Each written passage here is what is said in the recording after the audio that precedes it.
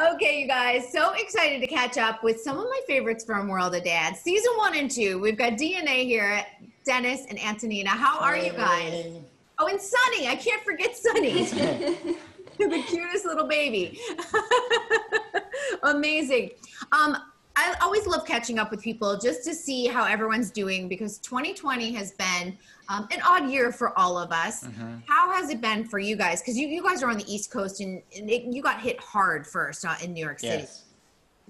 Well, in New York, it started, kind of late February. We just had a gig in Germany in late February, and we came back actually to New York on March 1st. So we just managed to fly back in time, and it started picking up here in New York around, I would say, first week of March. And at first it was kind of, okay, it's going to go away, but then things started canceling, and New York, went into a complete lockdown, and cases started rising, and then everything through the summer was canceled, and then slowly, everything. In the fall is canceled as well. We're experiencing the same thing here on the West Coast. In fact, we've started to sort of creep into January 2021 of cancellations. Oh, wow. Yeah, like things in Vegas, out here, the Rose Parade out here in Los Angeles. So I feel like spring 2021 is going to be like, okay, things are hopefully going to open at that point. I don't know. Yeah. How have you It's adapted? been crazy. Yeah, it is crazy. And how have you guys adapted? Because obviously online has been big for all of us, and Zooming and teaching classes and everything. I think like the first couple of weeks, in March, we were like happy to be home because we were traveling the whole year so much, like every week going somewhere. So in the beginning we were happy and we were just like, okay, let's put away our suitcases and enjoy. And then in April, like we were quite depressed, the depression hit because you understand that it's getting worse and worse.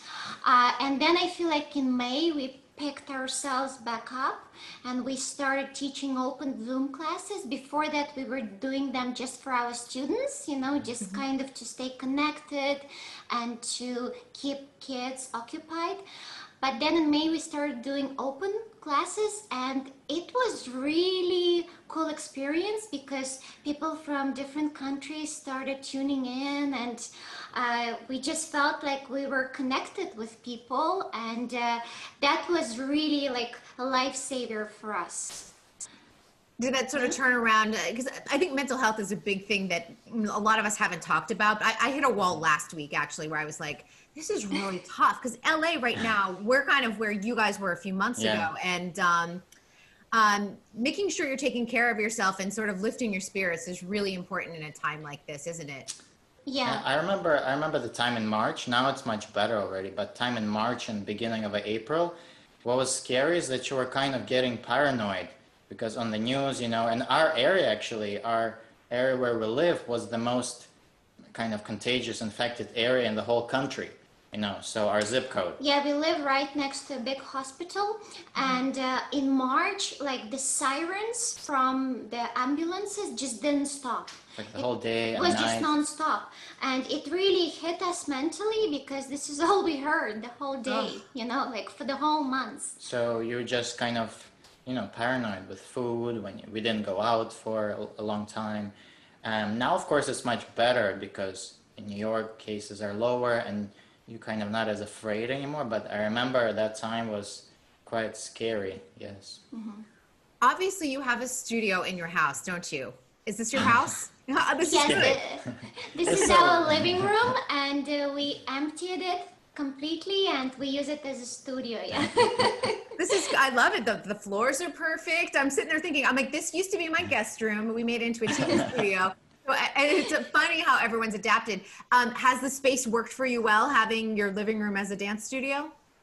Yes, it's really nice. I mean, obviously we can't dance like our routines full out, and but we do like a lot of stretching, strengthening, and dancing like more in place. And we obviously teach from this space, so we're very grateful for it. For New York, it's very good to have an extra space. Honestly, it looks very spacious for New York City. If I showed you what my Manhattan studio used to look like, it's so tiny. For people who haven't caught up with you since you did World of Dance in season 1 and 2, tell us what you've been up to, because you are traveling all over the world. I always love watching and following you on Instagram because it's really fun to see where you are. Well, yeah, we did a lot of, after World of Dance, we did the World of Dance tour, the live. Then we just had a mix of things from different worlds. We had, some commercial jobs. Then we have a lot of also gala performances, which is a little bit more in the ballet world, with dancers from, ABT and New York City Ballet. Then obviously also ballroom performances in different places. Ballroom shows, ballroom competitions. So we are kind of in these 3 worlds, which is ballroom world, which is competitive. We go to competitions, we do shows for ballroom competitions. Then we are in the commercial world, a little bit less. We are doing some commercial work, and then we're in the theater world where we are performing with ballet dancers. We performed in New York. There's a famous dancer principal from New York City Ballet. His name is Daniel Ulbricht, and he has his own company. It's called Stars of American Ballet, and he tours with that company around US and around the world actually. And we are kind of the ballroom couple that perform in between Balanchine and Jerome Robbins. There is the ballroom. Yeah, we're so lucky to be a part of that group because Daniel is just an amazing human being. He is an amazing dancer. He is so inspiring. He's an amazing human just to be around. And then you have this group of dancers from New York City Ballet, ABT, and they're all so friendly, and just the atmosphere is like a family. So we really enjoy performing with them. Also, I was lucky enough there was this commissioned piece from a gala in Mexico. I'm not sure if you know, with Lex and Daniel originally. I know what piece you're talking about. It was Tell everyone about it, since if they haven't seen it, it's amazing. Yeah, it's a piece called Tres Hombres, and the original idea was that we take dancers of 3 male dancers from different genres. So kind of ballroom was myself, Daniel from ballet, and Lex. Well, everybody knows Lex. Kishimoto.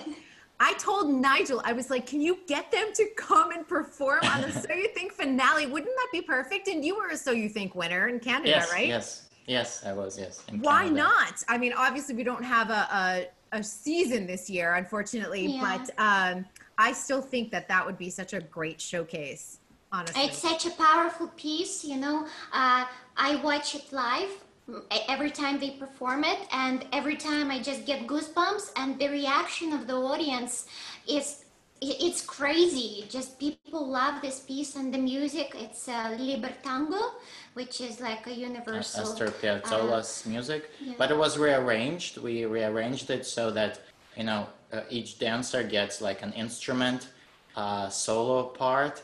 So let's say I get the drums, Daniel gets the piano, Lex gets like a guitar or saxophone. So it was really cool, and it's really cool dancing with dancers of different genre and of such. Just the fusion of styles is so cool. And you guys are all 3 of you are very well cross-trained too. I think that's what makes it so exciting too. You guys can do any style of dance. Is the piece still on YouTube? I know I've seen clips for sure on Instagram and things like that. Yes, it's on YouTube. It's on, I think it's on our YouTube channel as well as on Dance Open. It's a big ballet festival in Russia, in St. Petersburg in Russia. I think it's on their channel as well. But it should be on DNA YouTube channel. Yes. Great. I'll make sure to link in the comments below so everyone can see it, because I've watched it a million times, and I'm like, I literally did. I was like, Nigel, you have to do this, but he didn't listen to me. Whatever.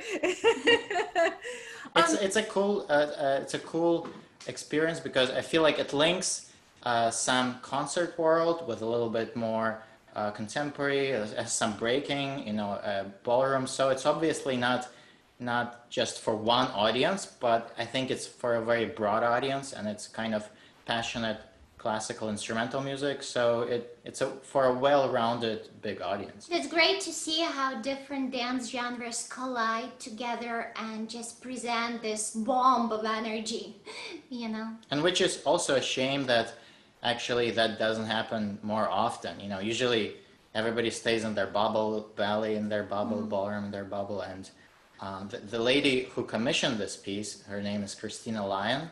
She, she was the founder of Gala de Danza in Mexico, and she had the vision, and she was brave enough to do it, to bring different dancers and to see what's going to happen. And, we're grateful to her, and just would be nice to have more of things like that. Yeah, we need to have more visionaries in our dance worlds, people who are open-minded and just want to push the normal, the usual, into something bigger, something more beautiful.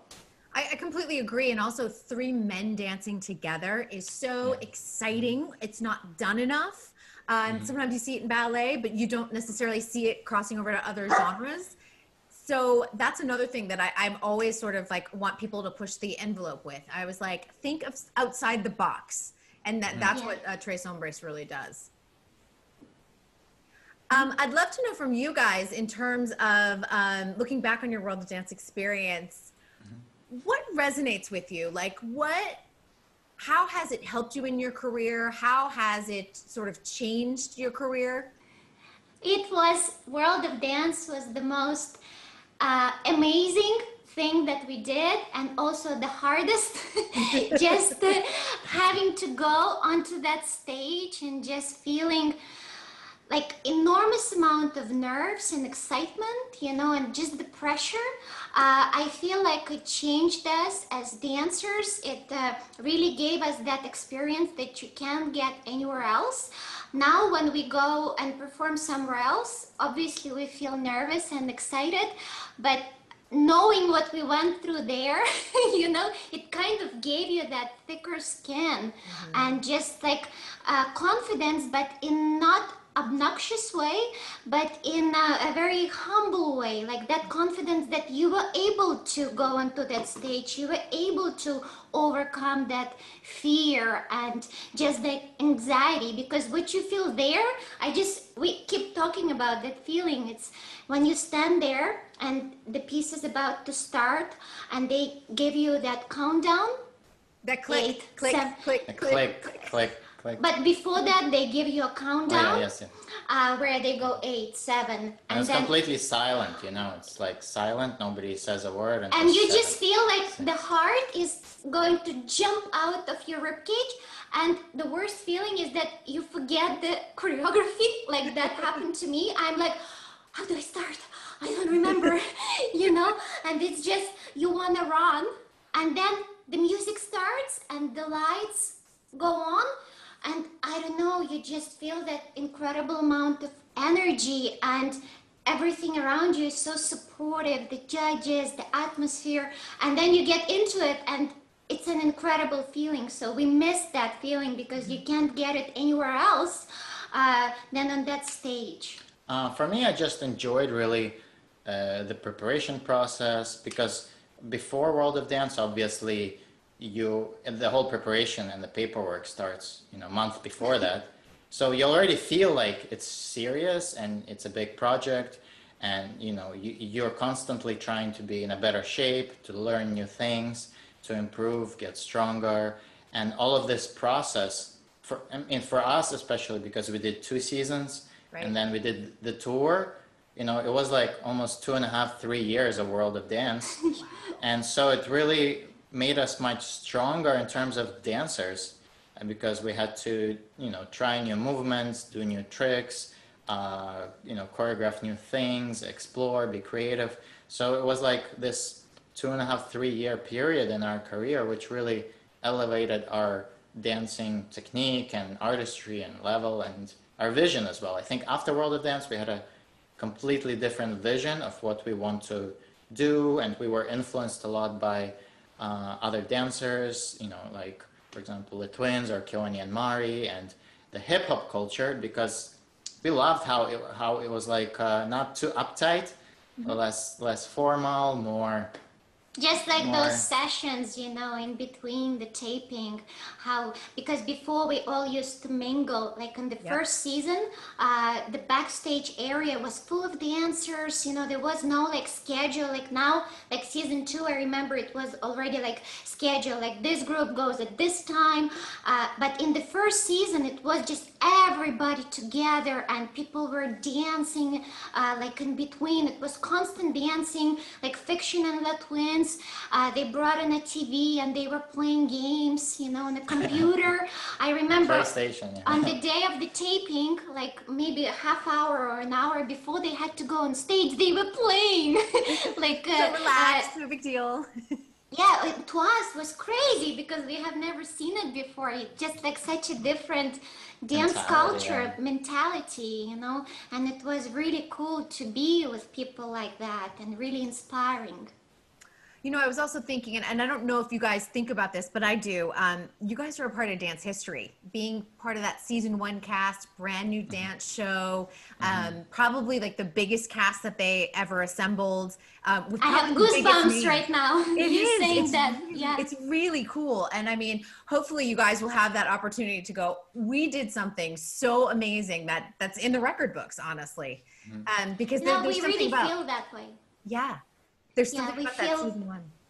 Yeah, that season 1 is, it was truly incredible. Just the people that were in it. I mean, at first when we came in, you know, I didn't know who Keone and Mari was, or Ian, right? Ian, yeah. Ian, yeah. I saw the twins like in some performances, but just being close to them, it was crazy. And then I looked up who Keone and Mari was, and I'm like, oh my God. And then I looked up who Ian was, and I'm like, oh my God. So it was just this amount of information in my head because we were in this ballroom bubble, you know, it was all so new to us. And just looking back at the cast and just the energy and what we experienced behind the scenes, it's incredible. Just working with Nappy Taps, you know, and getting to know them and just feeling how simple and nice they are, you know. There's no fuss about them. They're just normal, kind. They make you feel cozy. That's what I remember, you know. Like you work with some producers and either they're just doing their job or you feel intimidated by them in some way. But with Nappy Taps, it was just like a family. And then we did World of Dance tour with them, and they were with us on the tour, like preparing, and it was the same feeling. It was just like seeing your mom and dad, seeing your friends, you know. And also, I think the first season, why it was special is for everybody, producers, you know, directors, judges. It was new, so they didn't really know, oh, it's gonna go like this or it's gonna go like that. So they were creating as well as it went and fixing things. So it had like this live, alive feeling. And I think that's why it was so special, you know. And it was magical. It was magical, yeah. Really was. No, and I'm glad you mentioned Nappy Tabs. I work with them each week now on our World of Dance Studios after show, and just even we exchange texts a lot, just the information back and forth, and they're so collaborative. I think that's the big word. I think they're always looking for my input, and I'm like, you're the Emmy winners, like you don't need my input.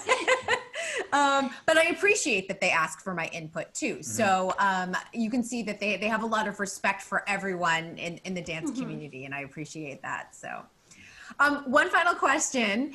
This year obviously didn't turn out the way any of us anticipated.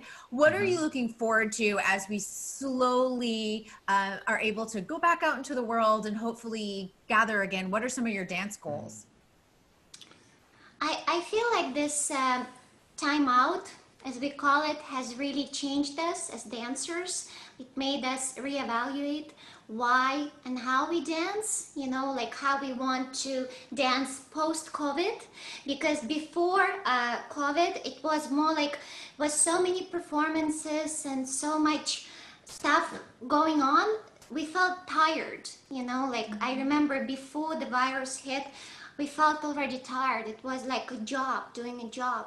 And now I can't wait to get back onto the stage. Like, you know, I know what I have been missing, and I know how people have been missing dance and just seeing it live, and what a privilege it is to be a dancer, to be able to speak in that language of dance, to communicate your emotions, your feelings to the people. And I feel like really empowered by this experience, you know, because I found like a new purpose as an artist of why I'm doing it and how I want to keep doing it. For me, I feel really, you know, without any performances that are set, you know, it's hard, much harder to motivate yourself and to inspire yourself.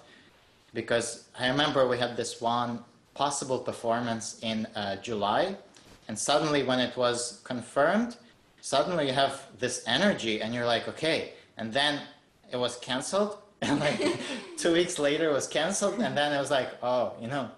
And so this knowing that you do have a performance, you know, and this motivation, it's truly special when you can, you know, you feel it from inside that you have like a purpose. And I think in this time, I learn to value that more. And also, I think in this time we learned that performances can happen and they can easily not happen, you know, like canceled. So to value each performance a little bit more and try things which, you know, you want to try, and try, you know, explore more things. And not be afraid, because, you know, maybe next year is going to happen, then year after that's not going to happen. So, you know, have to try it now. Otherwise, so take more risks, I think. Take more risks with everything. And really truly enjoy it from the heart, you know, not get overtaken by the nerves that every performer feels. Because we all are so self-critical of ourselves and we all want to do our best. But there is no perfection. We have to understand it, have to accept it. And in the end of the day, what matters is what you as performer give to the audience. And if you give it from the heart, it really, people feel it. So I feel like we should be more open and more free to share. Yes, and I can't wait to see you guys back on that stage, honestly. It was such a joy catching up with you guys. I missed you. I felt like, I think I saw you so much in after that first season of World of Dance. And now it's like, I have to go on Zoom with you. Yeah, we miss you too. With your microphone and perfect hand little on the hip position. Yeah. I don't have those little red carpet poses anymore. I love it. I'll have to get those back again. If people want to follow you, where's the best place to find you? Is it Instagram? Is it Twitter? Is it YouTube? I think Instagram is good. You know, it's DNA, Dennis and Antonina. Each of us has also Instagram account. YouTube is good. DNA, TikTok. We like TikTok. We got into it recently, you know, in the last month. So I'm really enjoying doing TikTok. Oh, good. I can't wait. I'm going to go and check it out then. Fantastic. Well, always a pleasure. Thank you so much for joining us. Thank you so much.